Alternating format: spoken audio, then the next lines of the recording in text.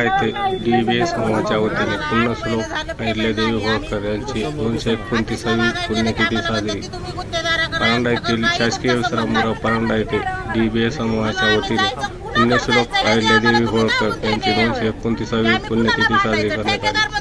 DBA समूहाच्या संस्थापक अध्यक्ष माननीय दयानंद बनसोडे, राष्ट्रवादी काँग्रेस सामाजिक न्याय विभागाचे जिल्हाध्यक्ष राहुल बनसोडे, माजी नगराध्यक्ष नसीर शाह बर्फीवाले, छत्रपती शासन ग्रुप हिंदुस्थान संस्थापक अध्यक्ष रणजित गवंडी, प्रहार तालुका अध्यक्ष अप्पासाहेब तर्टे, ॲडव्होकेट दयानंद शेटे यांच्या हस्ते सामुदायिक प्रतिमेचे पूजन करून पुण्यश्लोक अहिल्यादेवी होळकर यांच्या जीवनावर माननीय दयानंद बनसोडे, माजी सरपंच हनुमंत गायकवाड, लक्ष्मण शिंदे, दत्तात्रय पाटील यांनी विचार मांडले।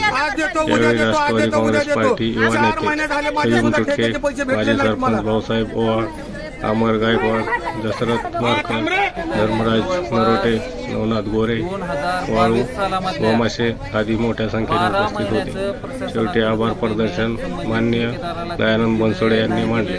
किंवा प्रशासनाकडे बाकी आहे ह्या गोष्टीच्या बाबतीमध्ये विचारणा करण्याकरता आम्ही गेल्या 2 महिन्याखाली सन्माननीय कलेक्टर साहेबांकडे निवेदन दिलं की साहेब ह्या सफाई कर्मचाऱ्याचं 12 महिन्याचं वेतन थकीत आहे, तर त्या संबंधित अधिकाऱ्यावर किंवा संबंधित ठेकेदारावर कारवाई करून आमच्या लोकांचं पेमेंट ह्या सफाई कर्मचाऱ्याचं पेमेंट काढून द्या।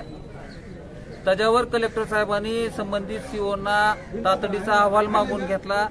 त्याच्यानंतर मी जवळपास 4 वेळेस जाधव साहेब म्हणून नगरपालिकेचे मेन सीओ आहेत त्यांच्याकडे मी 4 वेळेस गेलो, तर तरीही परांडा नगरपालिकेच्या वतीनं त्यांना जाणारा अहवाल त्या दिवशीपर्यंत 4 हेलपाटे घातले साहेब मी की 4 वेळेस हेलपाटे घालून सुद्धा मला तिथं अहवाल त्यांचा मिळाला नाही। त्यांनी सुद्धा मला आरेरावीचं केलं की बाबा आज येईल, पुढच्या बुधवारी येईल, सोमवारी येईल, मॅडम आज देतो म्हणल्यात, उद्या देतो म्हणल्यात।